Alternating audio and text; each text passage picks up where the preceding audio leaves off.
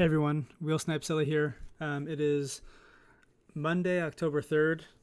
We are starting the top step, step 1, but this is my attempt number 2. So my first attempt, you can see on some of my other videos, we basically made it up to 2,500, and then had lost 1,000 over Sunday and Monday, and I didn't realize that that was the same date. So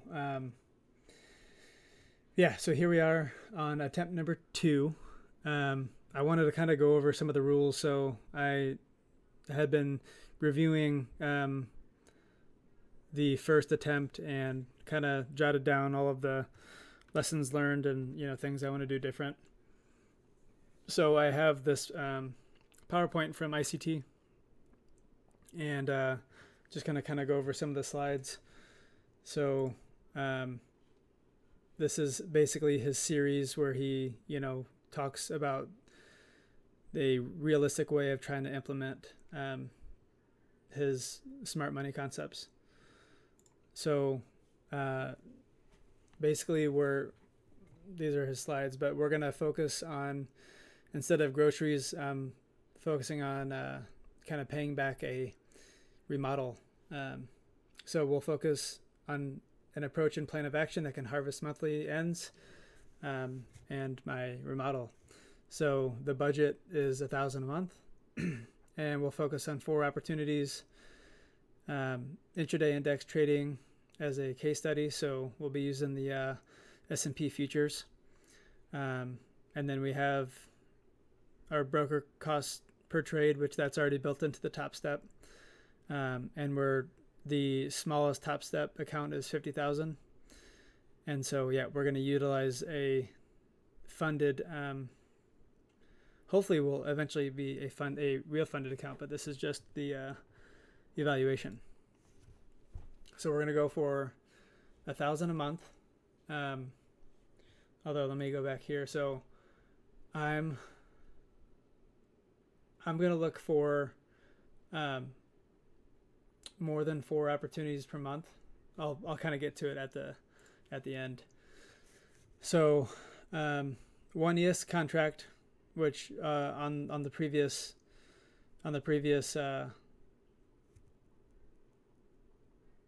step, I ended up doing two contracts, 1 trade, but just going to stick with 1.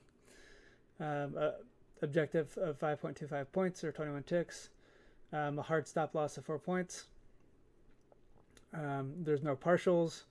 And then so we can trade in between these two, the AM session, 9:30 AM to 11:30. So that's 8:30 to 10:30 Central. And then 12:30 to 2:30 New York local time. So, or Central time. So we're just 1 hour behind. So 12:30 to 2:30. So we're going to look for previous week, previous days, highs and lows, and then previous sessions, highs and lows. And then all setups will be in the expected range on the weekly candle for the present week of trading. So I'll have to say what my bias is before I end up taking the trade, that we're either looking to go long or short for the week. And then so I'll kind of click through these, but they're all basically the same. So we'll just go for through this first one. Previous week's highs. So when the weekly candle for the present week is likely to expand lower, we hunt short opportunities in the S&P 500. We wait for the market to reprice above the previous week's highs and move to the 5-minute chart for a setup formation. We're using the ICT Mentorship 2022 model for entry. The repricing of the S&P 500 above previous week's highs is expected to see a raid on buy-side liquidity. If there's a displacement lower in price, we'll look for a fair value gap and the displacement swing. So then we'll drop down to the 4-3-2-1 minute charts to refine and select a fair value gap that permits a 4-point stop loss. If no fair value gap allows a 4-point stop loss, we do nothing. We do not force a higher risk just to take a trade. And then so basically this, and then we have the previous week lows, the previous day highs, the previous day lows, the session highs. So that'll be like the Asian range and London session as New York is starting, and then the previous session lows. So when we're stalking shorts, we are essentially looking to engage price after a raid on buy side liquidity. This further increases the likelihood of being on side if shorts are taken. When we're stalking longs, we essentially are looking to engage price after a raid on sell side liquidity. This further increases the likelihood of being on side if longs are taken. After a significant long setup has formed and a draw on liquidity has yet to be reached, any new fair value gap on a 1 minute chart can be utilized for a long if the fair value gap on the 1 minute is at or less than 5 handles. Most fair value gaps will not completely close on the redelivery of price, and basically the same thing on the short setup. So before your trading week begins, it's crucial to remind yourself that you're not expected to be in every possible trade idea or price swing. Give yourself permission to let most of the moves pass you by over the trading week. You're being patient and waiting for the proper setup that affords you a 4-point stop loss and 5.25 point yield and profit on a single contract of ES. If it does not offer it to you, you're not to be upset. You're not to fear missing a setup or price round. You're focused on a single 5.25 point trade for the week to make 250 USDs one time per week. Do not fear missing the week's yield. You may find two the following week. If the previous week did not allow for a low risk setup, you're permitted to look for a second setup the following week.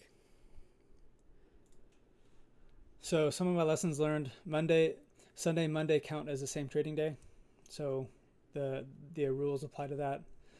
Only one trade during the identified sessions, and it has to only meet that trade criteria. I found myself kind of taking some bull shorter blocks and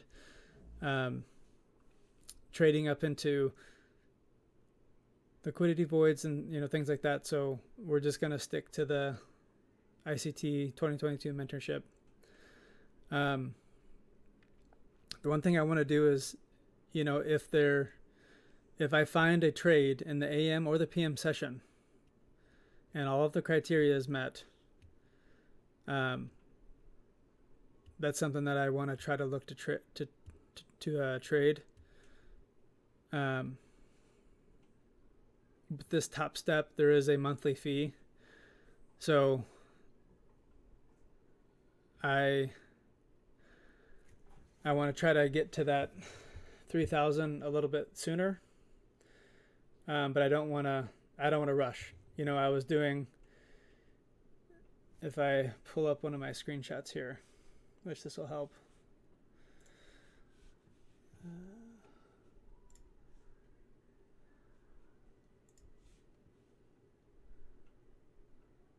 Okay.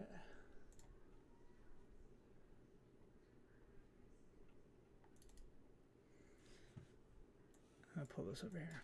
So I had 8 trades, 3, 4, 2, 6, 1, 2, 1, 2, 1, 1, 3, 3. So if the setup presents, I should have no more than either a trade in the morning or a trade in the afternoon. If I take a trade in the morning and win, I should be done. If I take a trade in the morning and lose, I'll have the opportunity to go back into the session, into the PM session to try and make it back. But I shouldn't have more than one winning trade per day. So that's going to be my tweak to the rules as I'm in this evaluation stage. But I can't have more than two trades per day. One in the morning, one in the afternoon. That's it. Nothing more. I should, as long as I'm sticking to my rules, I should not have this 8, 8, 3, 4, 6 3, 3. So it should all be 1 or 2 max. So those are the rules. It has to meet the criteria. I have to call it out in each of the videos, and show that 5-minute, the fair value gap on the 5-minute chart going in the direction that I think it's going to go for the week. So anyways, thanks for watching, and we'll check back in when we take our first trade. Thanks.